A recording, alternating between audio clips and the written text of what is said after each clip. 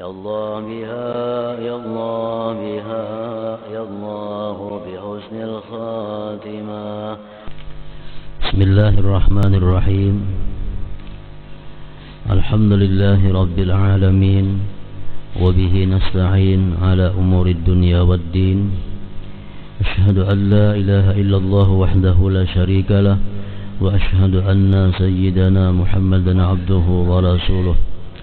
اللهم صل وسلم وبارك على سيدنا محمد وعلى آله وصحبه أجمعين. أما بعد. Yang kita hormati dan kita cintai para habaib, para alim ulama, guru-guru agama, muhibbin dan hadirin hadirat rahimakumullah.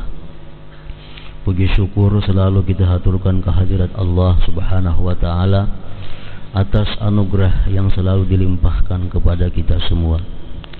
Juga salawat dan salam selalu kita haturkan, kita sampaikan ke haribaan junjungan kita Nabi besar Muhammad sallallahu alaihi wasallam, dan kepada seluruh keluarga, para sahabat, para pengikut ila yaumil qiyamah. Para muhibbin rahimakumullah, as-suratul tsaniyah min suwaril Quran, suratul Baqarah. Surat yang kedua daripada surah-surah dalam Al-Quran ialah surat Al-Baqarah. Yang pertama surat Al-Fatihah, yang kedua dari 114 surah adalah surah Al-Baqarah. Surah Al-Baqarah ini madaniyatun, artinya diturunkan sesudah Rasulullah hijrah dari Mekah ke Madinah. Ayatuha mi'atani wa sab'un wa thamanuna ayat. Ayatnya surat Al-Baqarah ini 287 ayat. Paling panjang surah di antara surah-surah Al-Quran itu adalah suratul Baqarah. Ayatnya 287.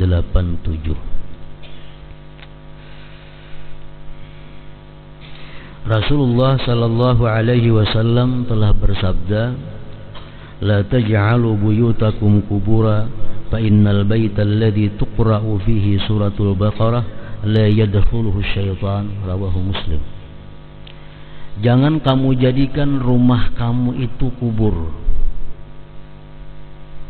Sesungguhnya rumah yang dibacakan padanya surat Al-Baqarah tidak akan masuk ke rumah itu syaitan. Hantu termasuk jenis syaitan juga. Hantu-hantu yang mengganggu. Jadi alangkah baiknya rumah, apalagi rumahnya rumah nang hanyar, dibacakanlah dahulu surat Al-Baqarah supaya jinnya, syaitannya jangan ada nang masuk. Biar nang ada aja betunggu, sudah nang masuk jangan lagi tambahan ada. La yadkhuluhu syaitan, tidak masuk ke rumah itu syaitan. Al-Baqarah itu artinya adalah seekor sapi betina. Seikung sapi betina. Kenapa surat ini dinamai dengan surat Baqarah, seekor sapi betina? Karena di dalam surat ini ada menyebutkan tentang kisah Nabi Musa alaihi salam dengan seekor sapi betina itu. Jadi untuk mengingatkan kembali kejadian yang terjadi pada zaman Nabi Musa tentang seekor sapi betina, maka surat ini dinamai dengan nama itu, Al-Baqarah. Disebutkan di dalam tafsir Al-Quran dari berbagai macam tafsir, di waktu Nabi Musa alaihi salam memimpin Bani Israel, ada terjadi pembunuhan seorang saudagar yang tidak diketahui pembunuhnya siapa. Akhirnya terjadilah percekcokan, pertengkaran, dawa mendawa. Lalu mereka datang kepada Nabi Musa minta petunjuk. Wahai Nabi Musa, kayak apa caranya kita mengatasi ini? Nah, ada seseorang yang mati, pembunuhnya kada diketahui. Nabi Musa minta wahyu kepada Allah, maka akhirnya Allah menurunkan wahyu kepada Nabi Musa alaihi salam. Innallaha ya'murukum an tadhbahu baqarah.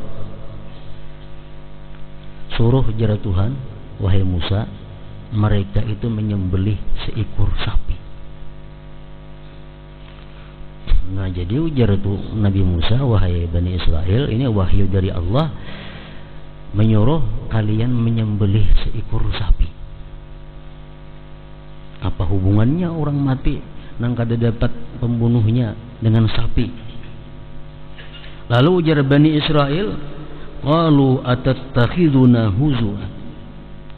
Wahai Musa, apakah engkau ini maulu-ulu kami? Apakah ikam ini mahulut-hulut kami? Qala a'udzu billah an akuna minal jahilin. Aku berlindung daripada Allah, daripada orang yang mengulu-ulu itu. Artinya aku pada mengulu-ulu, ujar Musa. Lalu mereka akhirnya percaya. Mereka bertanya, wahai Musa, sapinya itu macam apa nang disembelih? Apakah sapi anak atau sapi tuha? Padahal ujar Nabi kita Rasulullah SAW bersabda, andai kata mereka itu langsung aja menyembelih sapi cukup aja. Cuma mereka ini orang Bani Israel, orang yang dikenal dengan keras dan cerewetnya, bertakun Nabi Musa, sapinya sapi anak kah sapi tuha kah wahai Musa? Padahal perintah cuma sapi, kan umum sapi itu. Cuma nyentak jadi ngalih, sapi anak kah sapi nang tuha kah? Turun lagi wahyu kepada Nabi Musa, sampaikan kepada mereka, sapi itu sapi yang tuha kada, anum kada, penangah.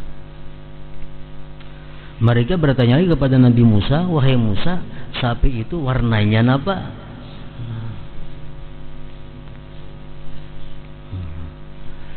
Musa bertanya lagi kepada Allah, turun lagi wahyu. Ujar Musa, wahai Bani Israel, Allah mewahyukan kepadaku bahwa sapinya itu warnanya nang kuning sebijian. Kuning, kan jarang ada sapi kuning. Coklat ada, putih. Ini kuning, nang jelas nampak kuningnya. Kemudian ujar Bani Israel, wahai Nabi Musa, apakah sapi itu sapi ternak kah atau sapi pekerja kah? Kan ada yang membawa gerobak, ada yang membajak, ada sapi yang diingun. Nah Musa minta lagi kepada Allah, Allah mewahyukan lagi, sapi itu sapi yang bukan pekerja, sapi ternak. Nah akhirnya mereka mencari sapi itu ke seluruh pelosok kota beberapa hari, kada bertemuan. Ngalih mencari sapinya nang tuha kada, anum kada, warnanya itu nang kuning. Nah, dan lagi sapinya sapi ternak. Akhirnya di suatu pelosok kampung ada seorang pemuda. Pemuda ini dikenal taat kepada Allah dan bakti kepada kedua orang tuanya. Nah pemuda ini gawiannya sehari-hari mencari kayu. Apabila mana kayu itu dijual, hasilnya dibaginya 3. 1 sagan inya, sepertiganya untuk ibunya, sepertiganya untuk disedekahkannya. Kalau malam hari pemuda ini, sepertiga malam digunakannya berbakti kepada ibunya, sepertiga malam dia guring, sepertiga malam dia beribadah kepada Allah Subhanahu wa ta'ala. Ini pemuda tadi dapat warisan dari almarhum abahnya seekor sapi nang kuning warnanya persis seperti yang ditunjukkan oleh Allah Subhanahu wa ta'ala. Nah, laki-laki yang bakti, yang saleh ini dapat ilham dari Allah melalui malaikat. Artinya sapi ikam ini jangan dijual, kecuali harganya itu sepenuh kulitnya emas. Dikuliti kena sapi itu kan dikuliti, dibantang kena kulitnya, bila hibak itu emas, ayo jual. Itu ilham dari Allah kepada malaikat untuk pemuda tadi. Nah, akhirnya mereka mencari ke sana sapi itu terdapat. Ujar pemuda tadi harganya kada kurang kada lebih pas. Begitu disembelih kena diurak kulitnya isi emas, bila hibak itu hanya ku jual. Nah, karena orang Banu Israel ini menghindarkan terjadinya permusuhan, perkelahian, lalu mereka bertuturuk menukar. Ditukari sapi tadi dengan seberat emas macam tadi. Nah, imbah ditukar sapi tadi apa? Petunjuk Allah, sapi itu disembelih. Karena imbah disembelih, diambil bagian tubuh dari sapi itu, dipukulkan kepada nang mati itu. Nang mati itu dia hidup dan berkata, nang membunuh aku Fulan bin Fulan, Fulan bin Fulan. Nah, sembelihlah sapi tadi, diambil bagian tubuhnya, dipukulkan ke lisannya si mayit itu. Mayit tadi berkata, katalani Fulan dan Fulan sepupuku, membunuh aku Fulan dan Fulan bersepupu sekali lawan aku. Mati pulang orangnya begitu. Nah, mati hanyar dikubur. Nah, jadi hilanglah sudah fitnah. Jelaslah orang yang membunuh si Fulan dan Fulan tadi. Nah, jadi itulah ceritanya kenapa surat ini dinamai dengan surat Al-Baqarah. Seekor sapi mungkin yang paling larang dalam sejarah sapi ini. Harganya seberat itu emas. Para muhibbin rahimakumullah. Surat Al-Baqarah yang pertama ayatnya Bismillahirrahmanirrahim, Alif Lam Mim. Dengan nama Allah Maha Pengasih yang Maha Penyayang. Alif Lam Mim. Bermacam-macam ulama nang ma'arti'i Alif Lam Mim itu. Orang-orang ahli tasawuf ma'arti'i Alif Lam Mim itu A-nya Allah, Lamnya lillah, Mimnya minallah. Jadi artinya kalau kita beramal ibadah itu, kita meyakini bahwa kita beramal itu bisa minallah dari Allah, dan amal kita itu lillah karena Allah, maka Allah akan menerima amal ibadah. Alif Lam Mim. Ada lagi yang ma'arti'i alif itu Allah, Lam itu Jibril, Mim itu Muhammad sallallahu alaihi wasallam. Itu pendapat-pendapat para ulama. Namun yang paling kuat dari segala macam pendapat itu adalah Alif Lam Mim, Allahu a'lam bimuradihi bidzalik, hanya Allah yang tahu maksudnya apa itu Alif Lam Mim tadi. Kemudian yang kedua, zalikal kitabu la raiba fihi hudal lil muttaqin. Zalikal kitabu itu Al-Qur'an, la raiba fihi tidak diragukan padanya. Al-Qur'an tidak diragukan padanya. Ujar ulama tafsir menafsirkan annahu min indillah. Quran itu dari Allah, bukan dari manusia, bukan dari Rasulullah. Quran itu adalah langsung dari Allah Subhanahu wa ta'ala. Nah, orang-orang Quraisy mereka meragukan Quran itu dari Allah. Bahkan mereka mengatakan Quran itu adalah bikinannya Muhammad. Quran itu bikinan manusia, bukan Allah, bukan dari Allah. Lalu Allah menurunkan lagi ayat, wa in kuntum fi raibim mimma nazzalna ala abdina fa'tu bi suratin min mithlih wad'u syuhada'akum min dunillah in kuntum shadiqin. Ujar Tuhan, jikalau kalian ragu-ragu terhadap Quran yang kami turunkan atas hamba kami Muhammad itu, Kalau kamu ragu-ragu itu dari Allah, maka ulah akan pangigam sasurah aja seumpama Quran itu. Yang pintar-pintar orang Quraisy itu ulah akan panggil Tuhan sasurah aja nang sama Quran itu. Kiawi kawan-kawan ikam manggani ima ulah sasurah aja. Amun ikam bujur bahwa Quran itu ulahan manusia. Mereka kada bisa meniru Al-Quran. Kenapa? Karena Quran ini menceritakan berbagai macam cerita dan merupakan sumber dari berbagai macam ilmu. Quran cerita surga, neraka, padang mahsyar. Quran cerita kisah-kisah masa lalu, mulai Adam, Nuh sampai seterusnya. Dan bahkan Quran menceritakan kejadian yang akan terjadi. Siapa kawan nuruti? Contohnya dalam Al-Quran disebut ghulibatir rum fi adnal ardi wa hum min ba'di ghalabihim sayaghlibun.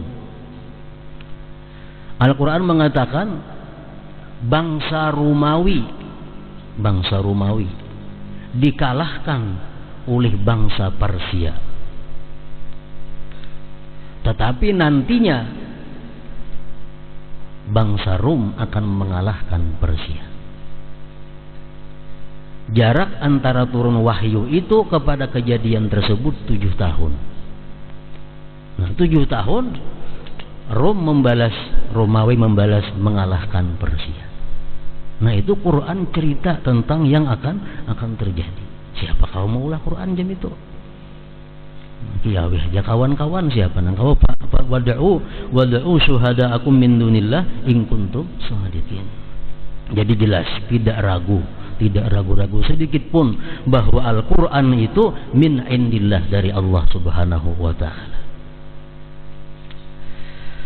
Kemudian hudan lil muttaqin, Al-Quran itu petunjuk bagi orang-orang yang takwa. Orang-orang yang takwa ini lebih khusus daripada orang-orang yang beriman. Karena setiap orang yang beriman belum tentu dia takwa. Tapi setiap orang yang takwa pasti sudah dia orang yang beriman. Makanya ada istilah mukmin asi, orang beriman yang maksiat. Tapi kalau orang takwa yang maksiat kan ada takwa ngarannya. Nah, kalau orang beriman maksiat itu ada. Artinya kalau orang beriman itu banyak masih yang menjadikan bukan Al-Quran pedoman hidupnya. Tapi kalau orang yang takwa, pedoman hidupnya, petunjuk jalannya hanya Al-Quran. Hudan lil muttaqin, petunjuk bagi orang-orang yang takwa. Jadi apabila kita selaku orang yang beriman hendak menjadi orang yang takwa, ada jalan lain selain daripada menjadikan Al-Quran sebagai petunjuk jalan dalam kehidupan. Dan Al-Quran mencukupi apa yang kita perlukan. Petunjuk apa yang kita cari dalam Al-Quran itu ada. Berdagang apa nang baik di Al-Quran ada. Usaha apa nang cucuk dalam Al-Quran. Semuaan kejadian yang kita perlukan ada dalam Al-Quran. Allah berfirman dalam Al-Quran, ma farratna fil kitab min syai. Tidak kami tinggalkan dalam Quran itu sedikit jua pun kada kami tinggalkan. Artinya cukup apa yang kita butuhkan. Amun kita kada tahu, pas'alu ahla zikri in kuntum la ta'lamun, batakun lawan nang tahu. Pas'alu ahla. Pokoknya dalam Quran itu ada apa yang kita perlukan kalau kita ingin menjadi orang yang takwa. Para muhibbin rahimakumullah, kita ambil contoh petunjuk Al-Quran kalau kita hendak jadi orang takwa. 1. Masalah makan minum, kebutuhan kita sehari-hari. Al-Quran memberikan petunjuk kepada kita kalau kita ingin jadi orang yang takwa. Kulu washrabu wa la tusrifu innahu la yuhibbul musrifin. Al-A'raf 31. Artinya apa? Ya Tuhan, silahkan makan, silahkan minum, tapi sebutin syaratnya. Wala tusrifu, jangan tusrifu, jangan melampau batas. Innahu la yuhibbul musrifin, Allah tidak suka melampau batas. Melampau batas ini dua maksudnya. Pertama, melampaui nang halal kepada yang haram. Artinya makan jangan sampai nang haram dimakan, minum jangan sampai nang haram diminum. Yang kedua, jangan sampai melampau batas memakan yang halal. Makanannya halal tapi melampau batas, itu pun Allah tidak suka.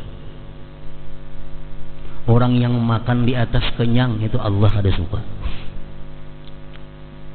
Kita ini masih kenyang lagi, hendak makan pulang, nah itu Allah ada suka, melampau batas. Luqman Al-Hakim berwasiat kepada anaknya, wa ya bunayya, wahai anakku, ya Luqman Hakim, andai kata engkau perut masih kenyang dan kamu masih ada punya makanan, lebih baik kamu berikan kepada anjing daripada kamu makan makanan itu karena takut rusaknya. Ada makanan nih, perut kenyang, kada dimakan, basi, esok kita kada kau lagi, hendak ku makan, perut dia kenyang. Mana baiknya? Baik diberiakan walaupun kepada anjing daripada kita memakan dalam keadaan kenyang. Itu melampau batas. Innahu la yuhibbul musrifin. Nah itu pedoman Al-Quran. Kita boleh makan tuh sekanyang-kanyangnya, dua syaratnya. Pertama, kita jadi tuan rumah. Ayo makan 3 kali bertambah kada bapak, untuk menyenangkan tamu, supaya tamu ini makan bersemangat, tamu ini makan bergairah. Nah, kita makan pun mesti bergairah dan bertambah. Jangan nyuruh orang bertambah, seorang kada bertambah, kada cocok kalau ngaren itu. Jadi kalau kita jadi tuan rumah, ayo makan di atas kanyang. Atau kita jadi tamu. Nah, jadi tamu. Jadi tuan rumah tambah lagi. Memuliakan tuan rumah. Nah, Allah kada mencela itu. Itu kada termasuk musrifin. Itu pedoman petunjuk Al-Quran urusan makan dan minum. Jangan melampau batas kepada yang haram atau makan di atas kenyang. Kita ambil contoh lagi pekerjaan sehari-hari, pakaian, khususnya perempuan. Al-Quran menerangkan, ya ayyuhan nabiyyu qul li azwajika wa banatika wa nisa'il mu'minin yudnina 'alaihinna min jalabibihinna. Al-Ahzab 59. Wahai Nabi, kata Allah, katakan terhadap istri-istri engkau, anak-anak engkau, dan perempuan-perempuan yang beriman, hendaklah mereka itu mengenakan jilbabnya pada ketika keluar rumah atau menghadapi laki-laki yang bukan mahram dan suaminya. Nah, ini aturan Al-Quran kepada perempuan dalam hal cara berpakaian bila mana keluar rumah atau dalam rumah cuma menghadapi orang luar. Jadi perempuan-perempuan yang beriman dan hendak naik tingkat kepada menjadi orang yang takwa dalam hal berpakaian, Allah memberikan pelajaran, mengenakan jilbab, mengenakan penutup aurat, perhiasan. Manusia berpakaian dan berhias, itu kebutuhan sehari-hari, makan, minum, pakai hias. Berhias, berindah-indah itu disukai oleh Allah Subhanahu wa ta'ala.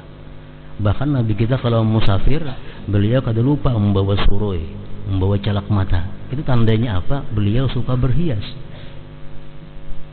Cuma Al-Quran membatasi dalam berhias itu, wala amurannahum fala yughayyirunna khalqallah wa may yattakhidis syaitana waliya min dunillah faqad khasira khusranan mubina. Berhias, babingking itu boleh aja, cuma jangan sampai merubah ciptaan Allah Subhanahu wa ta'ala. Jangan sampai kita berhias, kita berbaik-baik diri, merubah ciptaan Allah. Dapat laknat kita dari Allah dan Rasulnya. Nang rambut diberi Tuhan keriting, hendak dilurusi, merubah ciptaan Allah. Nang rambut lurus, hendak dikeritingi, merubah ciptaan Allah. Gigi nang kada rata, dikikir, diratakan, karena laknat Rasulullah. Beisi kaning, dihalusi, ditipisi. La'ana Rasulullah an-namisat wal mutanammisat, atau kama qala Rasul. Rasulullah melaknat perempuan-perempuan yang mengukir kaningnya. Apalagi kaning digundul, gantian sepidul, maginnya kada tuju. Itu perempuan-perempuan yang kada tahu diri dan kada tahu malu. Kada malu lawan Allah, kada malu lawan manusia. Jadi kaning pemberian Allah itu jangan dirubah-rubah, apa adanya itulah sudah. Kada termasuk nang kita disuruh menghiasi, itu kada masuk.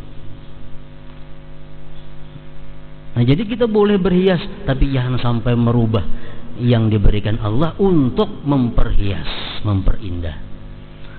Kalau kita merubah yang diciptakan Allah karena untuk hajat, nah itu dimaklumi oleh Allah dan Rasulnya.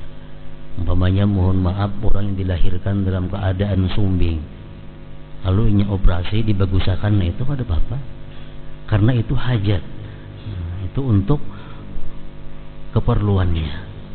Kada termasuk hal yang dilarang nah macam itu. Nah, lain hal macam tadi. Nah, itu untuk perhiasan. Petunjuk Al-Quran memberikan